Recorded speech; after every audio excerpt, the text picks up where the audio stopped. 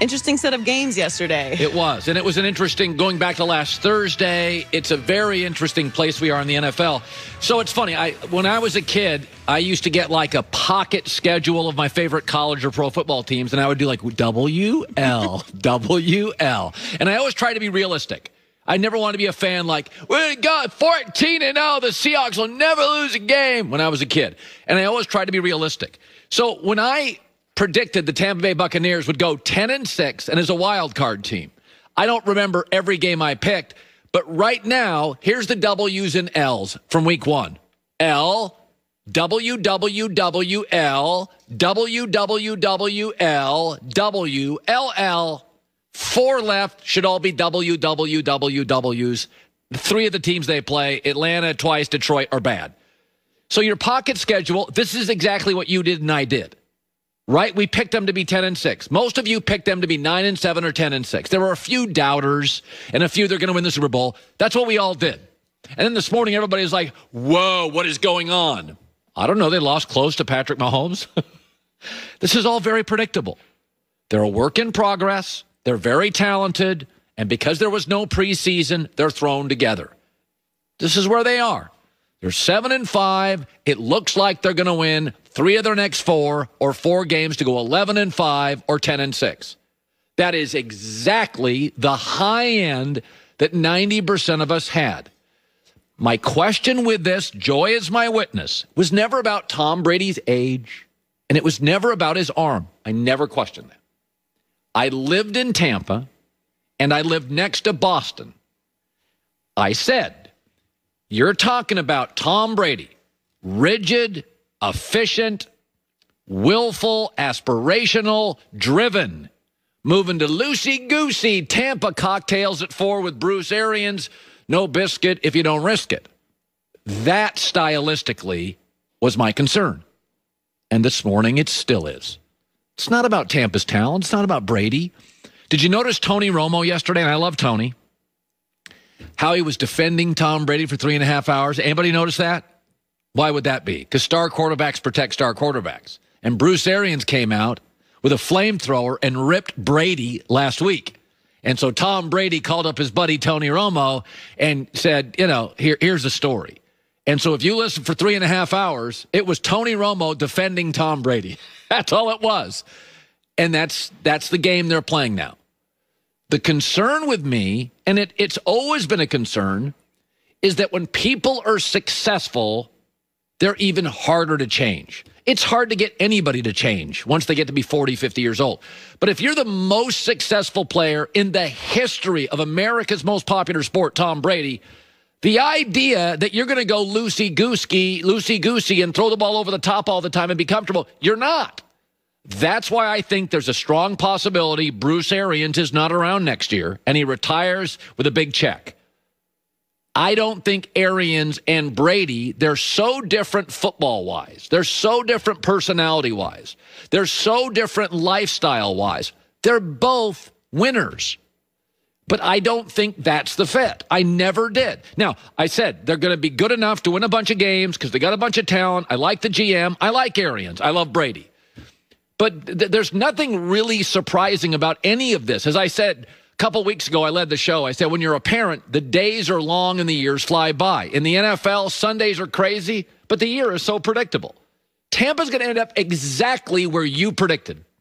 Y'all predicted 9-7 and 10-6. You didn't have them winning the division. Yet the Saints have been 13-3 last 2 years and brought everybody back. You didn't have the Buccaneers winning the division. Nobody did, except crazy people. But this season has been so predictable for Tampa. The only thing I worried about, I think, is the problem. Not because I'm smart, because it's obvious. I lived in Tampa. I lived near Boston. I followed Brady. I followed Arians. Their personalities are different. You're seeing a clash here. I don't think it lasts 2-3 years. I think at the end of this year they'll make decisions. I think Tampa goes to the playoffs, wins a playoff game, maybe 2. But none of this is surprising. We all grabbed our little pocket schedules and did the WL game. We all did it. And right now it's LWWWL, WWWL, WLL, and we'll finish WWWW. That's what it's going to finish. Sundays are crazy. It's all very predictable. Here's Tom Brady after. No, it's just the external noise that when you're losing, that's what you deal with. So, I love playing for the guys that I play with, the coaches, the whole organization's been unbelievable. And I think we just got to go out, and I certainly have to do a better job the last 4 weeks of the year. So appreciate it. Just have a good week. All right, Monday Night Football tonight, Seattle and Philadelphia, and here's why it's big. Because what we have in the NFL right now, it's pretty clear, and I don't think any of us would argue. We have three really good teams. The Chiefs, the Steelers, and the Saints are really good. They're not perfect. Sometimes the Chiefs don't play with a ton of urgency. Steelers don't run the ball consistently. And the Saints, frankly, don't throw the ball over the top. But in a salary cap era, they're about as good as you're going to get. They're really good teams. And the Chiefs and the Steelers and the Saints also have something else in common. They have excellent general managers.